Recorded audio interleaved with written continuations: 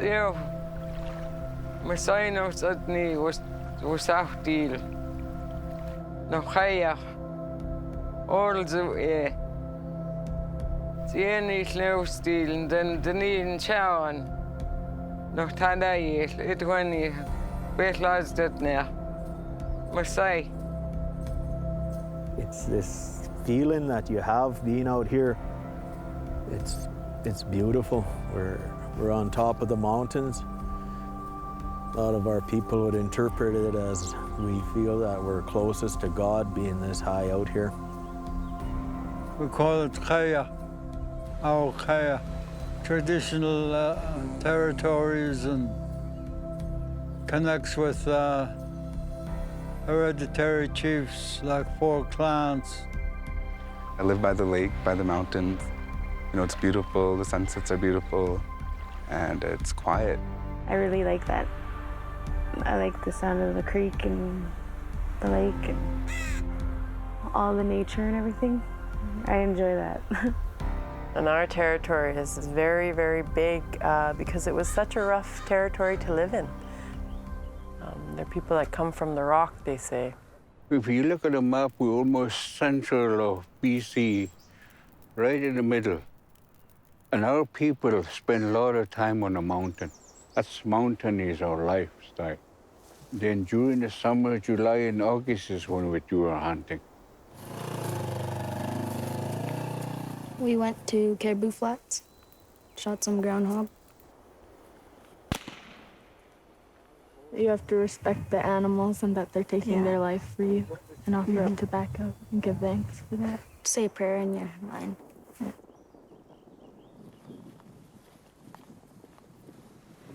We've been going up to the mountain whenever we can, and then usually come back and skin everything we get from there.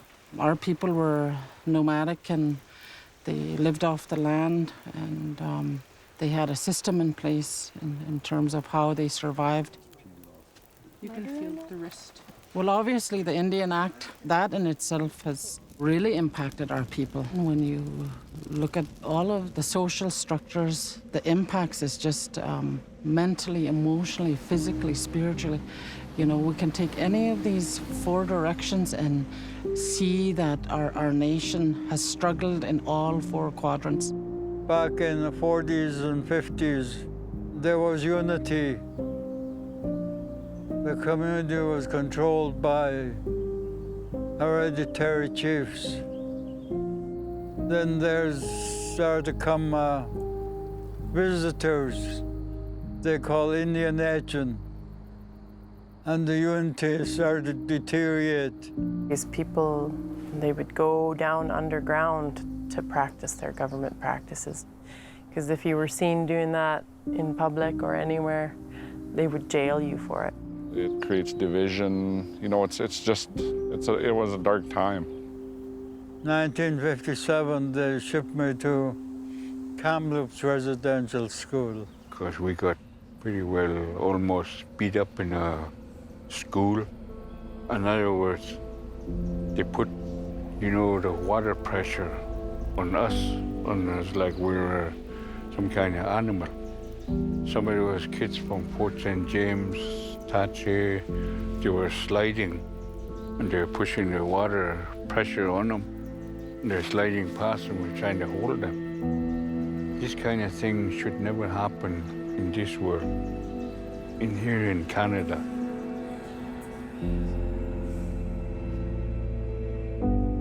Our people have been through a lot. What government has done, the whole situation with our people hasn't been a pleasant one. Residential school did a number on our people. To me, when you kill a person spiritually is almost worse than going to war.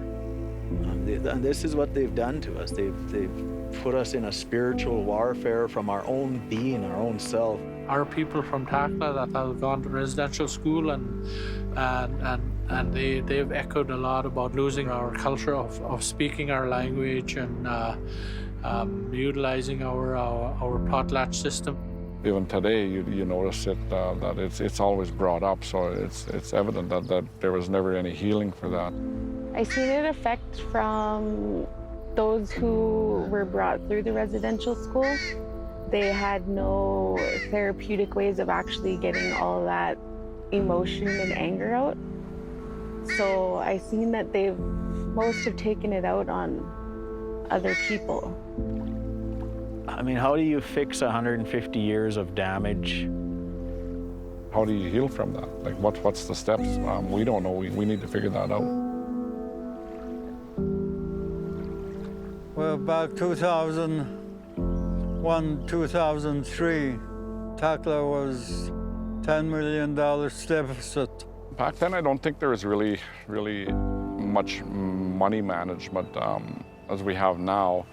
A lot of the monies came from INAC, and you know that INAC funding and government funding isn't enough. Well, you can't do what you want to do without the fundings. You know, it creates a lot of depression. The fact that there's not enough money for homes, there's not enough money for education. I don't blame anybody that's ever been on council or as a chief, especially with all the trauma that people faced. And I think that just led to a lot of negativity within the community. It was definitely a really sad time, which just ripple effect through the whole nation.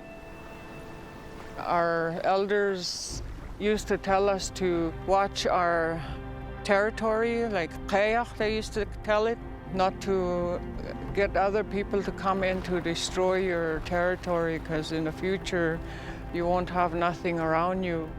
Sometimes we come out here and all this is starting to be disturbed. It bothers us. It really, a piece of us is hurt by it. It's almost like trauma to us. It's very important that we keep these places sacred and environmentally sound. I think in the past, when industry first came in, there was no real consultation. It was just they came in, did what they were going to do without any involvement from Takla Nation. The communication wasn't there. The elders were not being understood. So now today, at least you're talking to First Nation people.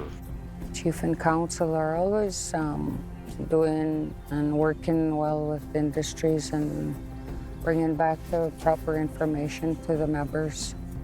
Then we'd bring that back to, you know, the family advisory group or the forestry advisory group. Some of those things will hit the community meetings. The government, the Ministry of Forest Mining Company, they're meeting our people before they do anything. It's not like before where you can just step right over us and do what they want. The whole intent is to actually get to a place that we're comfortable with, and we're fighting for 50% of stumpage revenues is what we're after. If you want to take something off the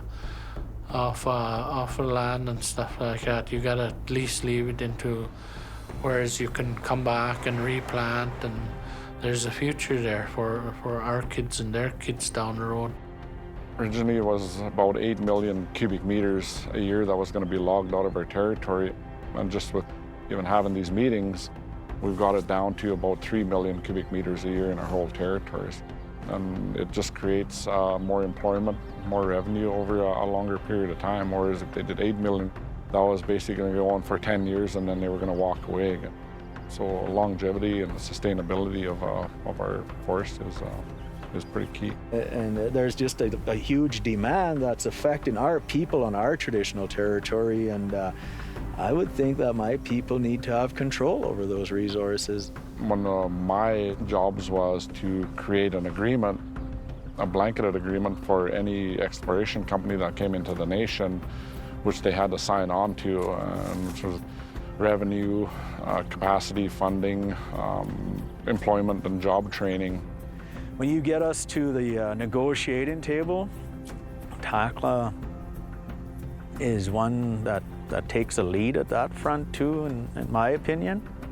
And, you know, Minister Scott Fraser, who was a reconciliation minister, he's kind of the right hand to the Premier. We had a pretty special event happen in Takla with Premier Horgan and Minister Fraser coming to the territory for a visit.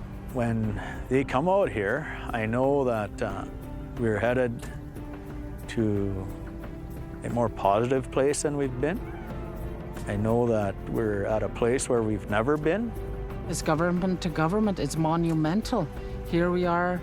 I see a difference from that time to now, where we're engaging in stumpage, we're engaging in those discussions of revenue sharing, we're engaging in discussions of environmental assessments and sustainability, renewing the forest. So those are some of the things that are on the table, and it wasn't like that before. No, we're at the tables with them in negotiations, no matter what it is, be forestry reconciliation, mining. So we are being heard and we are being listened to. It's also, it's a surprise that we are the first to come here as the Premier and Minister responsible. So I just want to thank you for the welcome. I've never felt more welcomed in my life. This is just so wonderful. Thank you to everyone.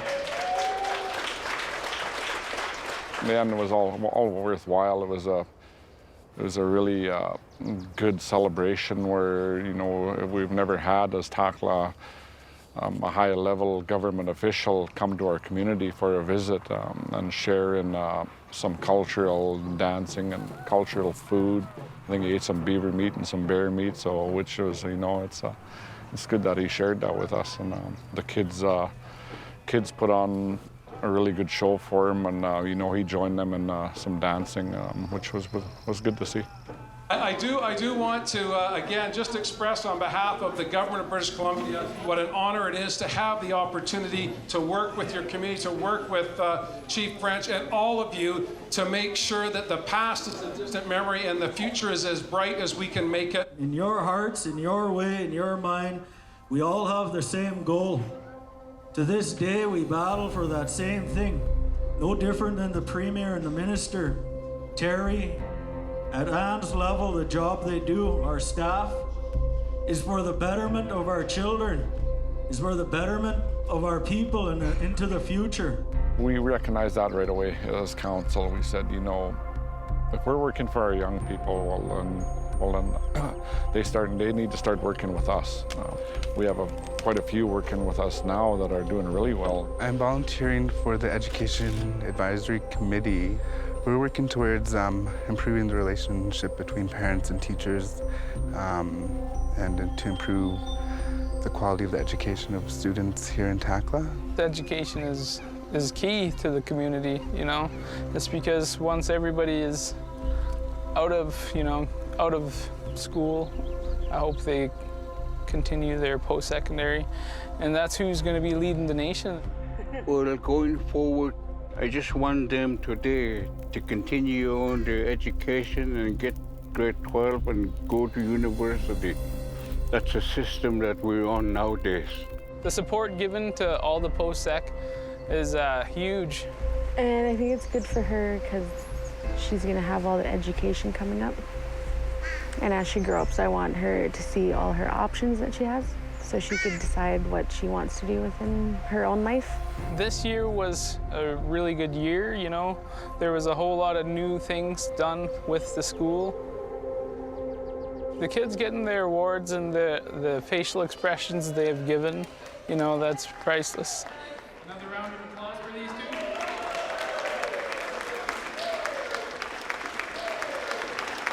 Culture is incorporated into the curriculum as well in terms of learning the language and then participating in sewing, drum making.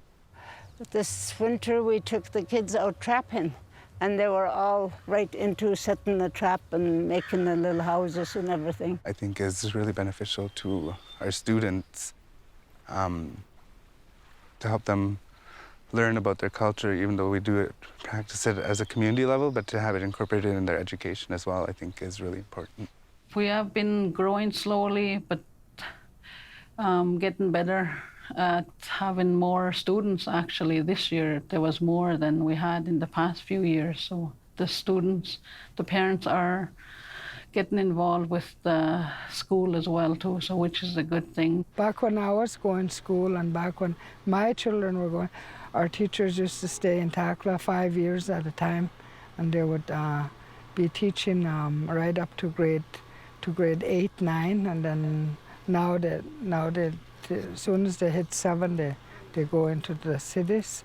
Everything our elders taught us long time ago, it's like it was just about forgotten, but a lot of our elders and members get together and try to keep the tradition going, the cultural programs going. We are pushing to become more focused with the youth and having them come out here, having them carry this tradition, right from preparation to being out here, to understanding the strength out here, to our prayers out here, to our well-being, our health. While they're out of school, to teach them all the fish and all the things about the mountain and the berry picking. Everything that we do, they're going to be taught, so, which is awesome. And we train them how to stay quiet, how to hunt. That's why we train them kids. Now they have little kids come up here, they'll catch on. With the youth coming out here and getting grounded, understanding who they are, gaining the strength, whether it's hunting, picking berries, or taking that time to reflect. Yeah, it's been fun learning and stuff. Yeah. I learned from my mom and the elders.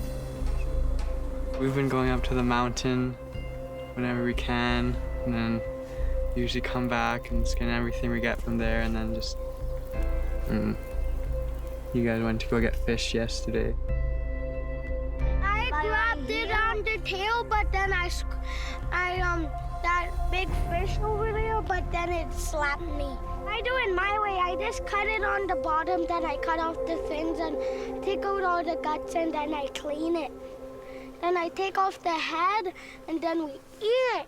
But it's swimming in this lake. Yeah. It's cold. Mostly over there is really cold. They just love it up here. Sometimes they go down to the lake and go jump in, and it's cold. Run back up here. We have the swimming pool here. We put warm water in there for them. They stay in there. I think she'll get a lot from the traditional ways due to all the potlatches we have. And the one major potlatch that is also in honor for her as well, because she is being inaugurated into our traditional clan. When we see events like this, it means our nation is rising. It's for all the new and a little older of all the babies that have been recently born.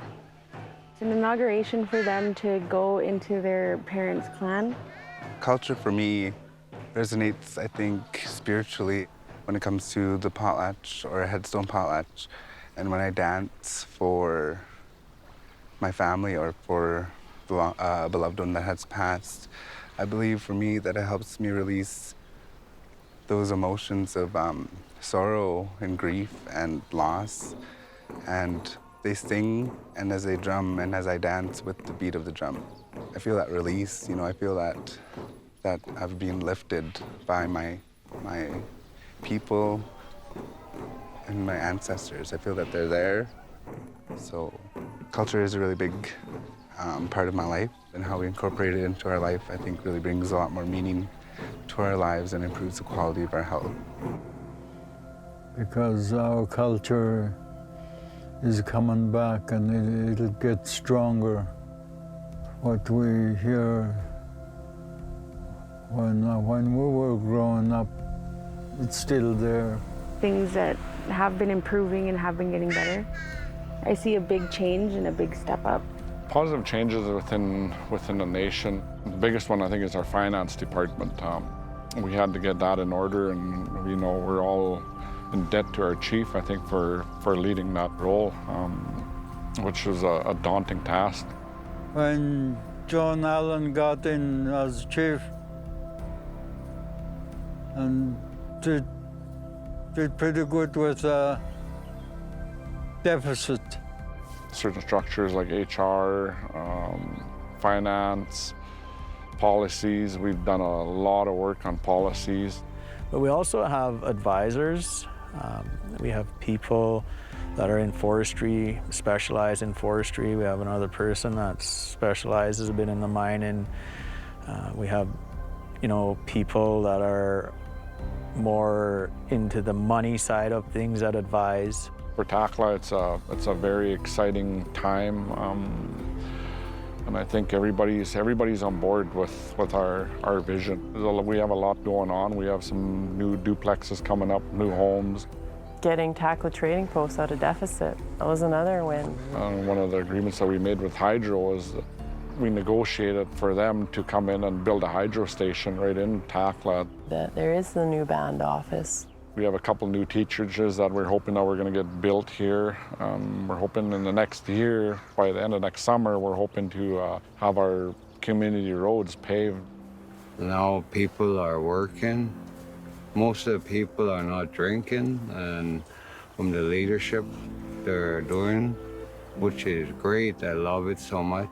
I can't remember when's the last time we've had our whole council, a sober council and a healthy council, and it's reflected back into the community. But I see the change in people. I see more people chatting and they're on an upbeat. People that never used to look at each other, smile and say hello.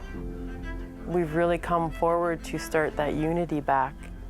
I'm very proud to see our people working, educated, living clean lives, and happy. That for me does it. And that's what I want for all our nation's kids. Overall, I see a brighter future for them and a stronger future for them, that they can succeed. All the hard work that is being done now is for them. The heart of Takla is very genuine. You look at our community members, they're a very caring community, and you could see it in their families, when a family is genuine and in nature and there's goodness, you could see it, and it's like that in Takla. The vision that I see for Takla is to continue building on the strength of our people, the education of our people, and the courage of our people to continue on this path. As we heal and as we find these things back with the younger generation, we would become a self-governing, sustainable nation. We should be able to sustain ourselves within our traditional territory. We're working on a higher level of consciousness, a better place of choice, a better place of self-awareness and healing and wellness. Because everything has somewhat changed so much, but yet here we still thrive. We're still very cultural in Takla, we still live off the land, and we still have this knowledge. But we have a short threshold, I think, to turn this wheel and make it go the other way for strength and power.